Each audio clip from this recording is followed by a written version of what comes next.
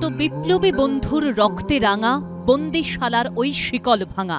স্বাধীনতা সংগ্রামীদের আত্মবলিদানে আজ ভারতবর্ষ স্বাধীন।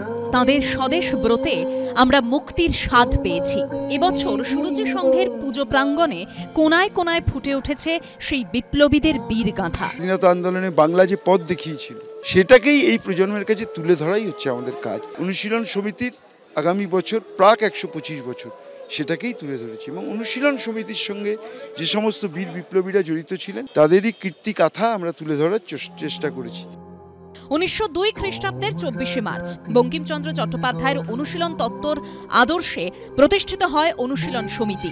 প্রতিষ্ঠা করেন সতীশচন্দ্র বসু এবং ব্যারিস্টার প্রমথনাথ মিত্র, যেখানে ব্যায়ামের আখড়ার আড়ালে চলত বোমা তৈরি, অস্ত্র প্রশিক্ষণ। উদ্দেশ্য ছিল সশস্ত্র বিপ্লবের মাধ্যমে ভারত থেকে ব্রিটিশ শাসনের উচ্ছেদ।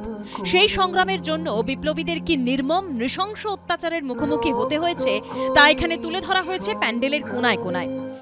থিম নোট তারা বলছেন এবং এই থিম নোটটা তৈরি করা হয়েছে বিপ্লবীরা এরকম বই, সেই বইয়ের ভেতরে কিন্তু তারা তাদের যে আগ্নেয়াস্ত্র সেই আগ্নেয়াস্ত্র তারা রাখতেন। তো এই যে বইটা প্রকাশ করা হয়েছে এই বইটাকেও সেরকমভাবেই করা হয়েছে যে এই বইয়ের ভেতরে বিপ্লবীরা এরকমভাবে আগ্নেয়াস্ত্র নিয়ে ঘুরতেন।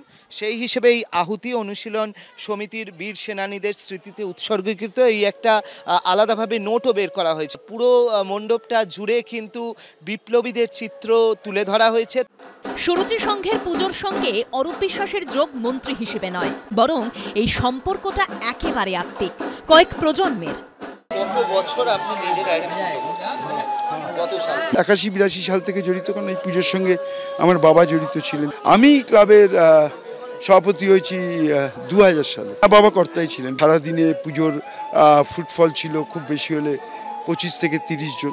আপনি বিরোধী দলে, আপনি সরকারে, আপনি মন্ত্রী, এই তিনটে সময় পুজোর কাজ করতে গিয়ে আপনাকে কিরকম ফেস করতে? আমি যখন বিরোধী ছিলাম তখন এই পারমিশনের খুব ঝামেলা ছিল।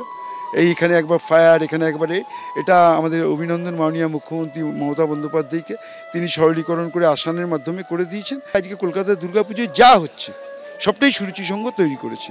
একেবারে সেই খুঁটি পুজো থেকে শুরু করে, ব্যানার লাগানো থেকে শুরু করে, আইডি কার্ড থেকে শুরু করে, আজকে মেয়েদের পুজোর শাড়ি বলা থেকে শুরু করে, টি শার্ট থেকে শুরু করে, বাণিজ্যিকরণ থেকে শুরু করে, আজকে যেটাই বলো থিম সং, থিম ভিডিও, সবটাই সুরুচি, সবাই আজকে নকল করছে।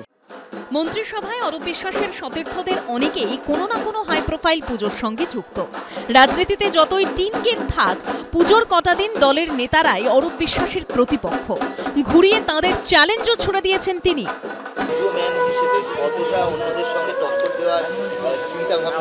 সচিনের যা রেকর্ড, এখন আমি আর কি বলবো, তাতে কে বিরাট কোহলি, কে শুভমান গিল, কে এলো, সচিন তো সচিনই।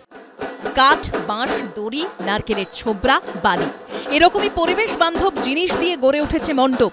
শিল্পী অনির্বাণ দাস। বছর এই অনুশীলন সমিতি নিয়ে কাজ করার ইচ্ছেটা মাথায় এলো কি? হঠাৎ করে নয়, দীর্ঘদিনের জমানো ইচ্ছে। আমি, আমার দাদু এবং আমার দাদুর বাবা চারুচন্দ্র দাস ছিলেন অনুশীলন সমিতির মেদিনীপুর শাখার অন্যতম ফাউন্ডার মেম্বার। সুরুচি সংঘের এবারের পুজোর থিম সঙ্গের গীতিকার ও সুরকার মুখ্যমন্ত্রী মমতা বন্দ্যোপাধ্যায়। গান গেয়েছেন জিৎ গঙ্গোপাধ্যায়। অর্ণব মুখোপাধ্যায়ের রিপোর্ট, এবিপি আনন্দ। নিউ জার্সির স্বামীনারায়ণ অক্ষরধাম মন্দির দেখেছেন? না, তার জন্য এবার নিউ জার্সি যেতে হবে না। দুধের স্বাদ ঘোলে মেটাতে ঘুরে আসতে পারেন শ্রীভূমি স্পোর্টিংয়ের পুজো থেকে। এই পুজোর এবারের থিমে জীবন্ত হয়ে উঠেছে নিউ জার্সির স্বামীনারায়ণ অক্ষরধাম মন্দির। দুধ সাদা মন্দির, গায়ে অপরূপ কারুকাজ, প্রতিমাও রজত শুভ্র।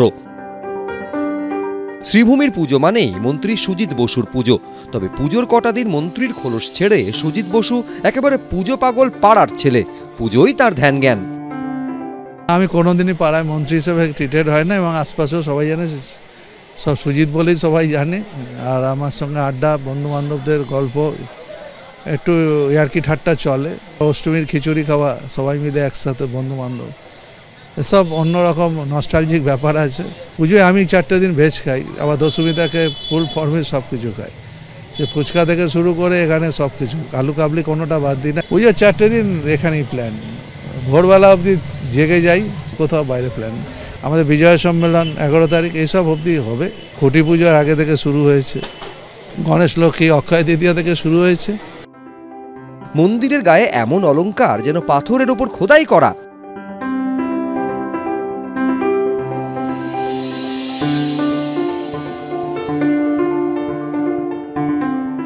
মণ্ডপের সঙ্গে সাজুজ্য রেখে তৈরি করা হয়েছে প্রতিমা। তার অলংকারে হিরে, প্ল্যাটিনাম, হোয়াইট গোল্ডের ছোঁয়া। এক কথায় বিগ বাজেট পুজো। আমাদের পুজো প্রচুর কর্পোরেট সাপোর্ট থাকে। 2200 টাকা থেকে পুজো শুরু করেছিলাম। সেই পুজোটাকে আমরা আস্তে আস্তে ধীরে ধীরে বড় করেছি। ছোটোবেলা থেকে পুজোর সাথে যুক্ত আছে ওতপ্রোতভাবে। পুজো ক্লাব পাড়া এটা আছে। রাজনীতি করেছি তারপরে, তখন এত বড় পুজো ছিল না। 90-এর পর থেকে আমাদের পুজো খুব স্ট্যান্ডার্ড পুজোই হয়েছে। 92-তে অনেক পুরস্কারও পেয়েছে। শ্রীভূমির পুজো আর মানুষের ভিড়, এ দুটো এখন সমার্থক। এবারও মহালয়া থেকেই সেখানে উপচে পড়ছে জনস্রোত।